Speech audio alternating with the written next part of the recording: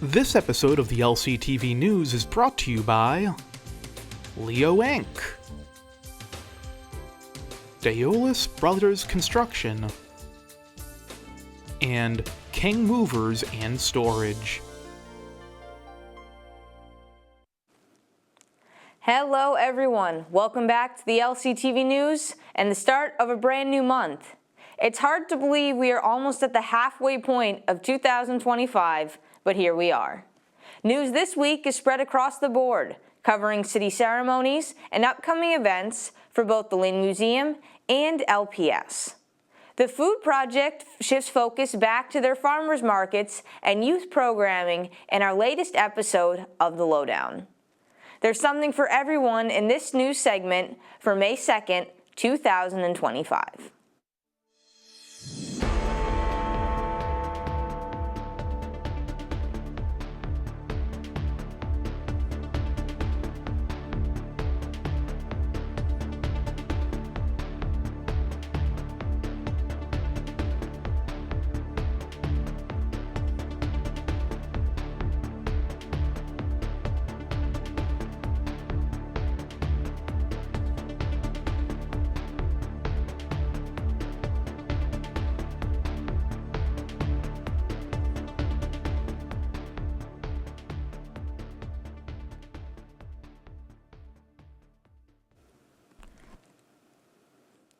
Trees are all around us, whether we're hiking through Lynn Woods or simply looking out into our backyard. To this end, Arbor Day was celebrated on Tuesday, April 29th, with the planting of a tree at the LPS Early Childhood Center. Several students came out to assist, and the occasion was marked with an official mayoral proclamation. April 29th was Arbor Day, and the city of Lynn celebrated with the planting of a magnolia tree at the Early Childhood Center on Bennett Street. Grown in a nursery for the past 5 years, this particular species was selected to honor Deputy Superintendent Deb Ruggiero, who will be retiring at the end of this year, following more than 4 decades of work for LPS. Several students came outside to help with the planting of the tree, sing a song, and learn more about the importance of selecting the correct trees for the location and climate. Now for this spot, we're within, 30 feet of a building, so I'm gonna wanna choose a tree that matures either slowly and we can prune it and keep the size managed over its lifetime. We don't wanna plant a giant oak tree within this distance of a building. So right tree, right place has to do with soil, has to do with sunlight, has to do with water availability. Is it gonna rain? Is the soil a sand or is it a loam? And you really always wanna do right tree, right place. Arbor Day was first celebrated in America back in 1874 by the state of Nebraska, and has become a vital way of recognizing the importance of urban forestry. Whereas this holiday called Arbor Day was first observed with the planting of more than 1 million trees in Nebraska, whereas Arbor Day is now observed throughout the nation and the world, and whereas trees can be a solution to combating climate change by reducing the erosion of our precious topsoil by wind and water, cutting heating and cooling costs, moderating the temperature, cleaning the air, producing life-giving oxygen, and producing habitat for wildlife. Now, therefore, I, Jared C. Nicholson, Mayor of the City of Lynn, do hereby proclaim April 29th, 2025 to be Arbor Day and encourage all citizens to plant trees that gladden the heart and promote the well-being of this and future generations. Happy Arbor Day.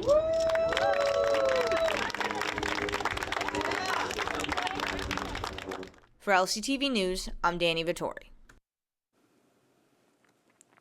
Work for the UV pilot program officially began last Monday, April 28th. An extensive list of work is scheduled, including saw cutting of pavement, excavation of trenches, and the installation of conduits between the generators, pumps, and UV system locations. This past week, trenching and excavation for a new access hatch on Eastern Ave were scheduled to be completed. Jersey bars and fencing will be installed to protect the staging areas of the pumps, generators, UV system, and will remain for the duration of the project. Pumps, piping, generator, and electrical equipment are set to be installed between May 5th and 16th, with the UV system delivered to the site on May 19th. During this process, contractors will be working on the street, police details will be present, and temporary detours will be required. All work will be completed between 7 a.m. and 4 p.m., with the pilot program scheduled to commence on Sunday, May 24th. During the pilot, there will be lane closures on Humphrey Street, Eastern Ave, and Ocean Ave. Therefore, direct abutters on Eastern Ave must register for temporary resident parking passes for the duration of the program, from May to late August. Additionally, the City of Lynn is collaborating with Beyond Walls to have a mural placed along the perimeter of the UV pilot equipment. Final Fridays are back and bigger than ever. This monthly series, funded by Mass Development, will be taking over Frederick Douglass Park the last Friday of every month from May through August. The overarching theme this year is Step Into Your Power, highlighting the next generation of Black and POC artists, dancers, designers, musicians, and all young designers shaping our creative future. All creatives are encouraged to apply and show what stepping into their power means to them. These events are tailored for 16 to 25-year-olds, but everyone is welcome at this event, where entry, food, and refreshments are all free. This year, Final Fridays will kick off the season with Spoken Soul on May 30th, followed by Fashion Week on June 27th and Graffiti Get Down on July 25th, before wrapping the series with Rhythm Royale on August 25th. You can also apply for Artist Alley if you are a designer, artist, or business owner looking to sell your art. Additionally, community members can sign up to be volunteers to assist in pre- and post-production of the event. Richard Fectaeu was a living legend in Lynn and in general. He was captured during his first mission with the CIA as a 25-year-old and held in a Chinese prison for 19 years. Now 98, Fectaeu was honored with a restored memorial at Flax Pond, featuring a large engraved stone and 2 flagpoles, sporting the American and CIA flags. Here's a clip from the ceremony. Because you hear someone who has been pushed to the absolute limit of human experience.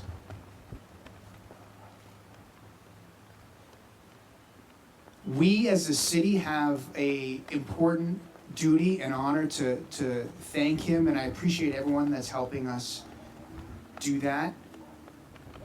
The entire nation owes a debt of gratitude, and here in Lynn we can play our small part in doing that.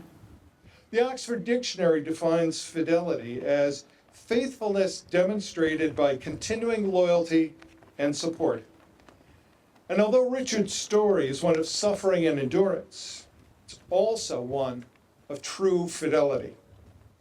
Fidelity that CIA demonstrated in ensuring that its officers were never forgotten, and extraordinary fidelity that Richard Fectaeu demonstrated for his agency and for the United States of America. And that fidelity, ladies and gentlemen, is truly heroic. The full ceremony will be available on our website starting next week. Earlier this month, the National Oceanic and Atmospheric Administration issued guidelines for all vessels traveling through Broad Sound to reduce speeds to 10 knots. This was to protect the critically endangered North Atlantic right whales.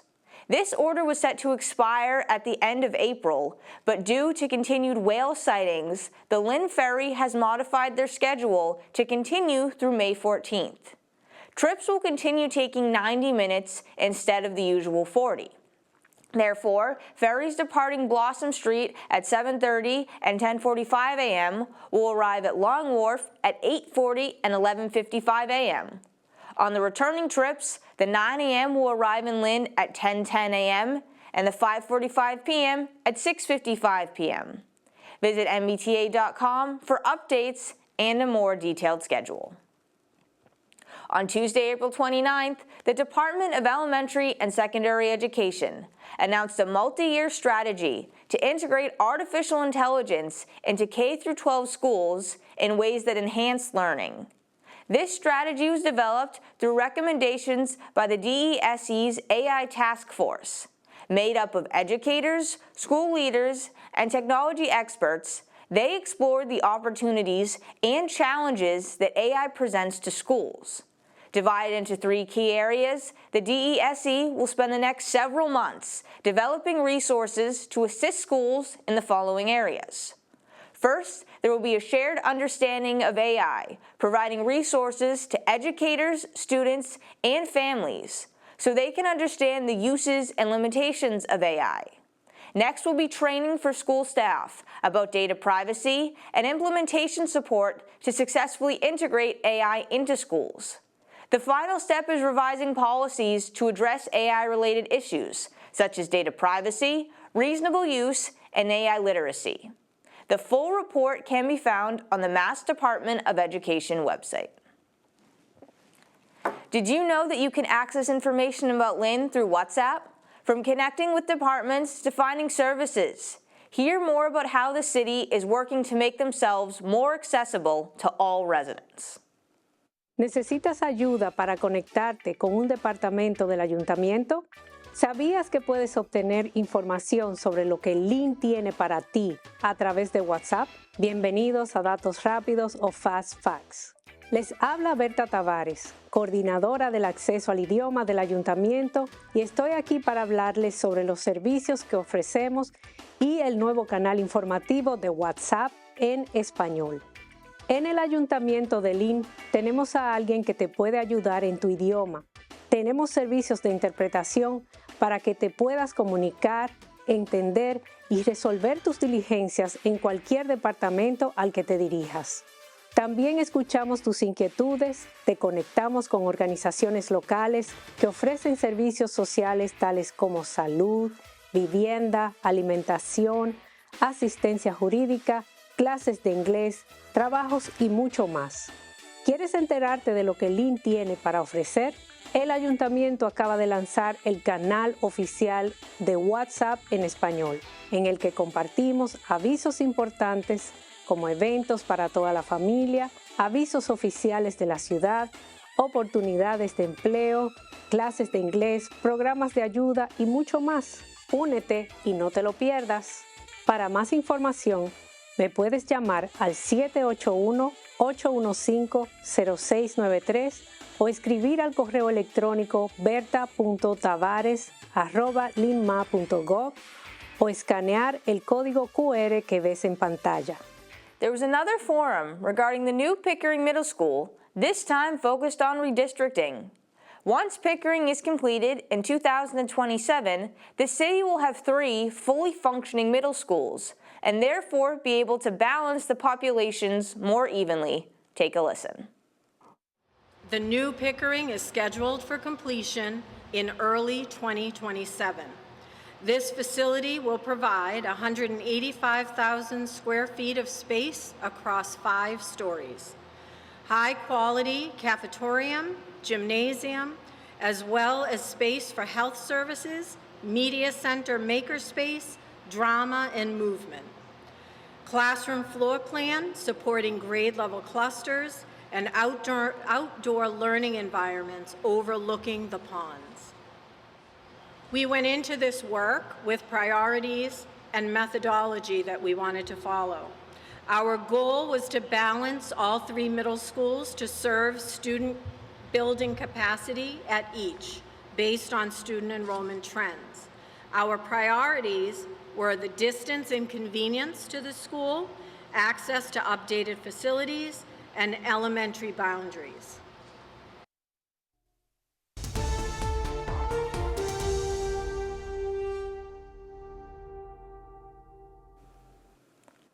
According to Tech head coach Eddie Lewis, his Tigers baseball team have been looking for their rhythm all season, and they may have found it in a signature 19-4 win over Cathedral. Hendel Diaz picked up the win, throwing 6 strikeouts. Balanced nicely by 2-hit, 2 RBI days from Christopher Boyd and Jareen Quintos.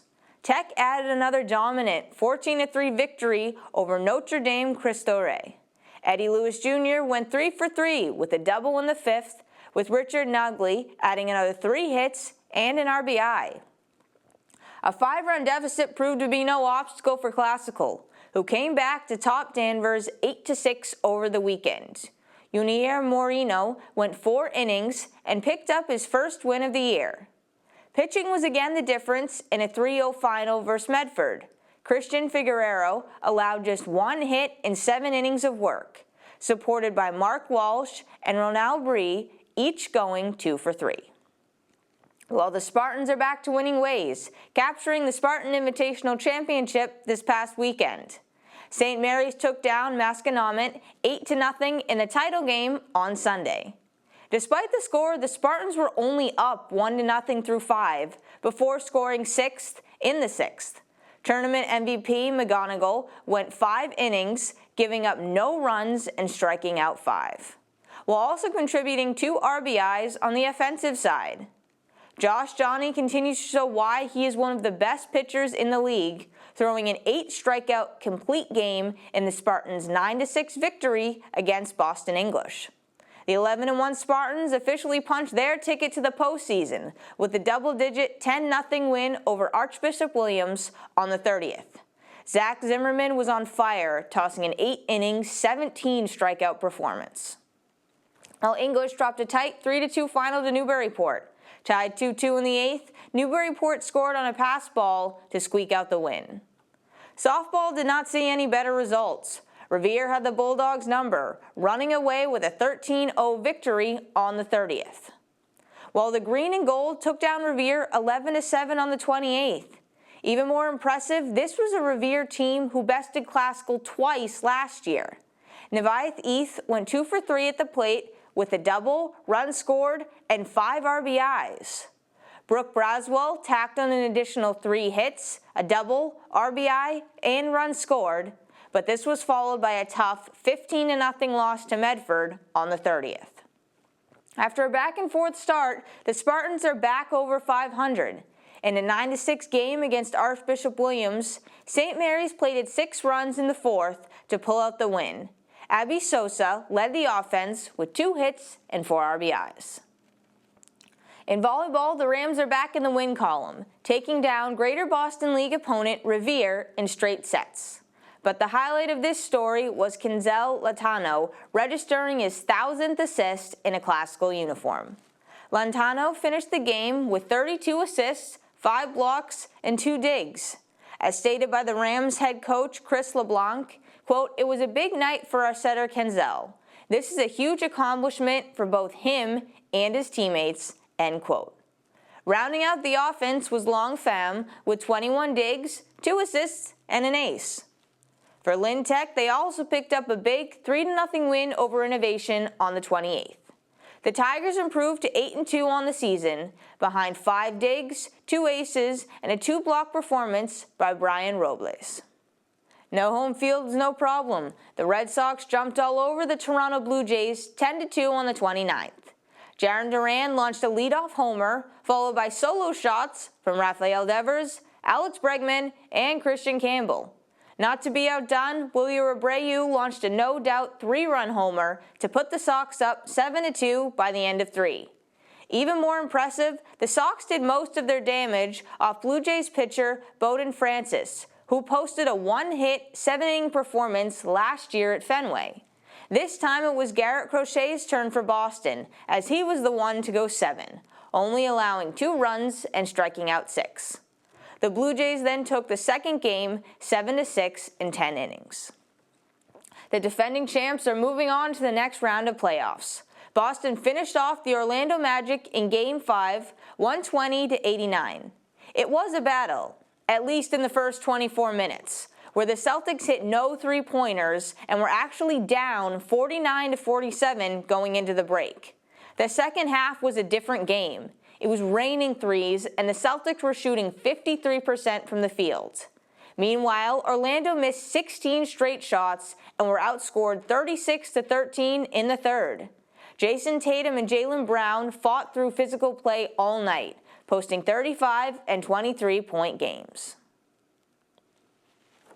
Springtime means the start of outdoor farmers markets from the Food Project. Beginning this month, head to Lynn Common for fresh produce from a variety of local vendors.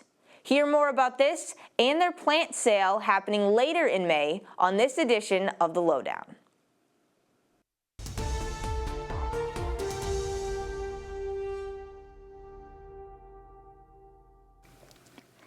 Good afternoon and welcome back to the Lynn Lowdown. I'm Danny Vittori, and today we welcome back on the Food Project with two new guests. Thank you both so much for coming on today. Thanks. Thank you. So I'll start it off really easy. Would you both mind just introducing yourselves and saying how long you've been with the Food Project? Sure. I'm Gray. I have been with the Food Project for about 4 months, and I'm the Food Access and Education Manager for the North Shore. Great. My name is Takim. I've been with the Food Project for about almost 2 years now. I joined 2 summers ago, and I am the Root Crew Peer Leader. Awesome. And I will ask, for anyone who maybe isn't as familiar with your group, would you mind just giving a brief overview of the Food Project, your mission? So the Food Project is an organization here in the North Shore and the Greater Boston region. And what we do is we help stop food insecurity, and we work on a couple farms, urban and suburban. We mainly have youth working on these farms, and that's part of our youth development program, which is the one that I'm in. And this has multiple different cohorts or levels, basically. High school-aged youth can join in our Seed Crew program, and they can go through Dirt Crew, Root Crew, and then eventually become peer leaders, like one that I am. And the food that we grow on these farms goes to our local farmers markets, where we sell it to our community and make this fresh food accessible. This food is also culturally relevant. A lot of these families, they might not have access to the same foods that they might have at our markets when they go to like the grocery store or something. Right. And it's cheaper at our markets as well. A lot of this food also goes to food pantries and gets donated. And yeah, our main mission is just stopping food insecurity, helping youth become better leaders and find power in their voice. Awesome. And you mentioned the farmers market, so I'll hop straight to that. Spring and summer, you moved to the Commons last year, but what are some dates on that for people who'd be interested? Yeah, so this Saturday is our last indoor date, which is at Greater Lynn Senior Services. And then starting next month in May, the 2nd and 4th Saturday of both May and June will be outside in the Commons. And then starting July through November, it'll be every Thursday outside in the Common. And we'll be down towards the end by the gazebo. Great. And one thing that's a bit unique about yours is you also accept SNAP benefits, you know, things that maybe other farmer markets may not, to make it more accessible. That's correct? Yeah, we take SNAP, HIP, and senior coupons. So, and all of our vendors take that. So. Oh, wow, that's awesome. And I will ask, how did you both first become involved? I know, Takim, you mentioned you began on, what would you say, Seed Crew, was it? Yeah, so Okay. Seed Crew is the first step. If you're youth joining the Food Project, that's like the one that you apply to. I found out about it through a couple posters that were at my school. And I saw, like, you know, a summer job, you get to make friends, you get to play games. And I thought it'd be pretty cool. When I joined, it really, like, kind of seemed like not the best fit for me. I wasn't always the most, like, outdoorsy person. I didn't really like the insane heat or, like, the idea of working on a farm. But after going through it and, like, making friends and, like, being out there, like, it kind of changed my perspective. Like, I got really into, like, nature and stuff, and I had a blast. And after Seed Crew, I kind of fell in love with it, and I just continued in my academic year in Dirt Crew, and then I applied for Root Crew the summer after. And it was that summer where I actually got to work in the farmers markets. Nice. And that showed another side of TFP that I really enjoyed, the community engagement and like getting to see people smile when I hand them food and stuff. Like that made me fall in love with it even more, and that led me into my academic year where I applied as a peer leader, and that's where I am now. Awesome. Love that. Yeah. And then mine, in college, I studied urban agriculture, and I found out about the Food Project, even though I was all the way down in North Carolina. And yeah, when I moved up to Massachusetts, they weren't hiring, but I kind of kept my eye on them, and they posted a job listing for the Food Access and Education Manager position, which is very similar to what I was doing in college. So I applied, and now I'm here. Kind of went over there and went, all right, this is mine. I'm just going to gonna apply. I'm gonna grab this real quick. Exactly. Yes. You both did that. And I will ask too, you have a big event coming up at the end of May, the plant sale and the land opening, which you were mentioning is at your largest farm in Lynn. Would you be able to elaborate more on that? Sure, yeah. So our land opening and plant sale is on May 31st. It's from 11 to 3 at Ingalls Elementary School. And that's on our Ingalls farm, which is pretty large. And we will have our plant sale, which you can buy seedlings that our farm team has grown all season for your garden. We are also going to have youth-led events like an open mic. We'll have a build-a-garden demo and like planting demo. We'll also have like walking tours. So really fun things. And that's going to be, like I said, our biggest farm. And then we also have some other smaller garden sites out throughout the city that you can learn about there as well. Awesome. And Takim, I'll ask you, since you're part of the youth, the build your own garden demo, what would be involved in that? I'm curious. So Build a Garden is a program that we have at the Food Project where, as the name suggests, we kind of build gardens for people. I remember, I think last week we actually built 6 garden beds near Lynn Tech. And these are raised garden beds. They're made out of wood, and we put a little tarp at the bottom, and then we put in new compost and new soil to separate it from the old soil, which has contaminants. So our Build a Garden demo at the land sale, it'll basically show you how you can build your own garden and how you should be planting crops within your garden. This is something that I didn't know initially, but planting stuff in your own garden takes a lot of like planning and like pre-planning. Like there's a lot of factors that you wouldn't think to consider. Like certain plants that grow taller have to be on like a certain side of the bed because they block the sunlight. It's stuff like that, and like the space needed for each plant and space needed for each seedling to grow. Like these are factors that a lot of people don't immediately consider, but it's stuff that we're going to be teaching you at our Build a Garden demo. How to build a garden, how to plant in it, and how to keep it going and maintain it. See, I could use that. I don't have the best green thumb in the world, so that would be useful. I may just kind of hop over and do that a little bit for you. You should. Yeah. And you're doing the walking tours as well. That's another element of it too. So is that showing people the existing garden there?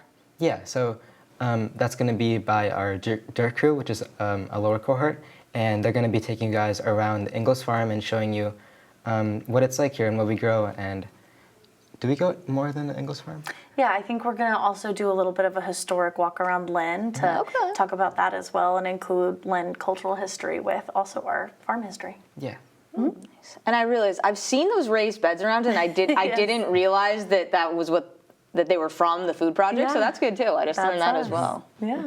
And of course, one thing that's also mentioned too that I know you both touched upon is really trying to fight food insecurity, making it more accessible, giving people access to this fresh produce. Why is that so important? Yeah, Lynn specifically, and even just in major cities, there's a lot of food deserts and food insecurity, especially when it comes to cultural food. And food insecurity is the lack of access to like consistent, healthy produce that is culturally specific. And so by building gardens and teaching people how to grow their own food and helping them grow their own food can really like contradict the reliance on grocery stores and like Americanized grocery stores that aren't really even available like even here in Lynn. So that really gives people the opportunity to kind of take their health back and their culture back and really grow their own food. Mm-hmm. And yeah, fresh produce and fresh nutrients are very important from a health perspective as well. And culturally relevant foods are very important as well because a lot of people, Lynn has a big immigrant population, and a lot of these people they have their favorite crops back at home that they might not be able to access here, but we want to provide a window for that to occur. We want to give them access to all kinds of food that they're used to, maybe we'll know. Half of it I probably don't know, but I'm learning. I'm trying, I'm working on it. Yeah, learn something new every season. Always find a new something. Yeah, I really do. And you also just celebrated 20 years on the North Shore, so that's a big milestone for you to hit. Yeah. How's that? Yeah, it's really awesome. Yeah, 20 years here in the North Shore, it's amazing. Like we started here. That wasn't when the Food Project was founded, but it was when it came to North Shore with its first Seed Crew summer. And since then, so much has changed. And I feel like we've done a lot of work here in the North Shore. If you see any like raised garden bed around Lynn, there's a high chance that was built by us, which is great. Yeah, you've definitely made such a large impact. And even in the last few years I've been here, I've been learning more and more and seeing the impact that you have. And I know I do have to wrap up in a moment, but I just want to end by asking, do either of you have a favorite memory or a favorite experience that you've had since working with the Food Project? I know it's a little hard to pick just one, right? Yeah. Do you want to go first? I'm thinking right now. There's a lot. There are a lot. I gotta say, one of my favorite things about my position here is getting to work with youth my age and like all of us. Like, it really becomes like a friend group after a while, and it doesn't feel like you're going into work. It kind of feels like you're going in to hang out with your friends and like learn about agriculture and social justice and stuff like that. One of my favorite memories was our crew. Like, we have a lot of chemistry together. We're all friends, and we all like to go on outings every now and then. Some of them are part of work time, and a lot of them are outside of work time. That's one of my favorite like memories, just being in this group, just hanging out. It just feels like hanging out with my friends, but it's amazing. During work time, I think some of my favorite memories come from farmers market days. It's just me and like everyone else working together as a team, and like the morning rush when there's a huge line at the commons, handing produce to everybody. You feel very accomplished by the end of it. It's a great feeling. Apart from that, like, there's some like other memories that just happen all the time. Like after a long farm work block, seeing everything that you've harvested, it just feels great. Yeah.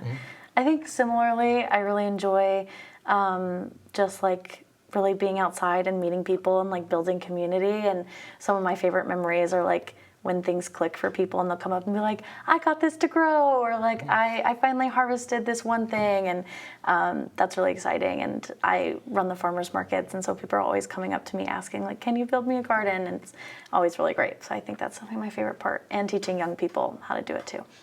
Yes. You both got me wicked excited, or even more so about the food project. And I know I do have to wrap up now, but I just have to thank you both again so much for coming on, sharing these experiences and the important mission. Sure, thanks for having us. Thank you for having us, yeah. Of course, anytime. And once again, I'm Danny Vittori. This has been the Lynn Lowdown, and we'll see you next week with more guests.